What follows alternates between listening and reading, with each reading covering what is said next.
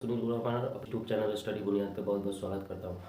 इस वीडियो में देखेंगे कि प्रकाश क्लास 10 के यूपी बोर्ड के कक्षा 10 के यूपी बोर्ड के इस समय परीक्षाएं नज़दीक आ गई। 18 फरवरी से हमारा क्या होगा, परीक्षाएं स्टार्ट है। तो उसमें मैंने शॉर्ट रिवीजन स्टार्ट किया है। तो शॉर्ट रिवीजन में मैंने पहला एक वीडियो बना दिया विद्युत धारा पर। अगर आप विद्युत धारा नहीं देखे हैं तो मेरे जाइए प्रोफाइल में, चैनल पर जाइए और देखिए उसको।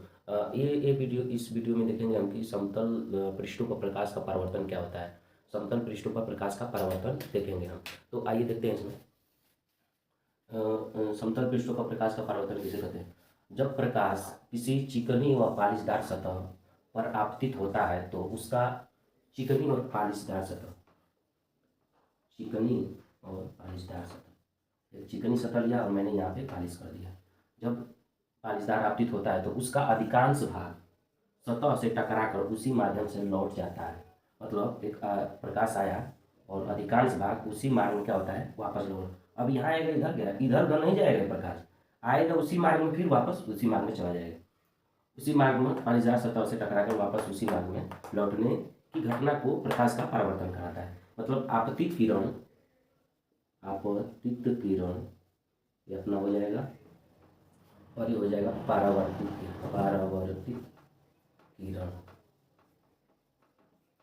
अपना यहाँ से एक अभिलंब खींच देंगे यहाँ से, तो यहाँ से अपना हो जाएगा आपतन कोण। आपतन कोण मतलब, आपतन कोण मतलब यहीं से कोण बन रहा है। एक आई होता है, एक आर होता है। एक आई मान लेंगे, एक आर मान लेंगे, तो यहाँ से अपना आपतन कोण हो जाएगा। ठीक है। तो क्या, प्रकाश आया और उसी मार्ग में क्या हुआ, आपस लौट गया। तो यहाँ पे अभिलंब है, तो लंब के लिए क्या लेते हैं, साइन लेते हैं। तो साइन आई बटा इंटू में साइन आर क्या हो जाएगा, sine I equal to sine R. तो मतलब साइन आई और साइन आर क्या है, दोनों बराबर हैं। तो प्रकाश समतल पृष्ठों पर प्रकाश का परावर्तन यही बताता है हमको कि कोई प्रकाश अगर आपतित हो रही है तो उसी मार्ग में क्या हो रही है, वापस चली जा रही है। तो ये हो गया। अब कि अगला अब अगला देखेंगे कि अगला समतल दर्पण के बारे में पढ़िए, क्या प्रकाश कैसे आपतित होता है, परावर्तित होता है। अब देखेंगे अगला समतल प्रकाश। प्रकाश क्या होता है, प्रकाश क्या होता है? जाहिर से ये बात है कि अगर प्रकाश नहीं होगा तो हमें कोई वस्तु दिखाई नहीं देगी। प्रकाश की उपस्थिति में ही हमें कोई वस्तु दिखाई देती है। तो सिंपल बात है, प्रकाश ऊर्जा का वह रूप है जिसकी सहायता से हमें वस्तु दिखाई देती है। मतलब प्रकाश ऊर्जा का वह रूप है जिसकी सहायता से हमें वस्तु दिखाई देती है। अगर प्रकाश रहेगी उपस्थिति में तो अपना वस्तु दिखाई देगी कोई, अगर नहीं रहेगी तो नहीं दिखाई देगी। तो अपने प्रकाश एक जीवन लाइफ में बहुत ज़्यादा महत्वपूर्ण है। प्रकाश अगर नहीं होगा तो जीवन अंधेरे में ही बीत जाएगा हर एक व्यक्ति का। प्रकाश बहुत जरूरी है अपने जीवन में। तो अब हो गया ये। अगला, प्रतिबिंब किसे कहते हैं? दर्पण में बनी आकृति को वस्तु का प्रतिबिंब कहते हैं। मतलब हम कोई ऐनक लेते हैं तो उसमें अपना चेहरा देखते हैं तो हमें क्या देखते हैं, वस्तु दिखाई देती है, आप अपने आप को देखते हैं। तो वहाँ पे दर्पण में बनी आकृति को वस्तु का प्रतिबिंब कहते हैं। तो हमारे उसमें क्या बनता है, दर्पण में प्रतिबिंब बन जाता है। तो उसको क्या कहेंगे, अपना दर्पण कहेंगे। दर्पण किसे कहते हैं? दर्पण किसे बोलेंगे? शीशा जो होता है, ग्लास, किसको बोलेंगे, उसको देंगे।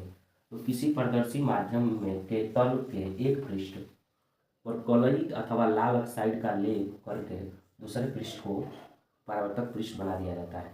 अर्थात एक पारदर्शित माध्यम ले लेंगे और एक पृष्ठ पर लाल ऑक्साइड का क्या देंगे, लेप लगा देंगे। लाल ऑक्साइड एक अपना पदार्थ है, उसका क्या है, लेप लगा देते हैं। उसको आप देखे होंगे कभी शीशे में देखना, तो वो पीछे नीला और लाल लगा रहता है, तो वही लाल ऑक्साइड का लेप रहता है। अगर उसको छुड़ा देंगे तो हमें वस्तु दिखाई नहीं देंगे, प्रतिबिंब बनेगा ही नहीं। तो लाल ऑक्साइड वहाँ पर बहुत मेन इंपॉर्टेंट रोल प्ले करता है।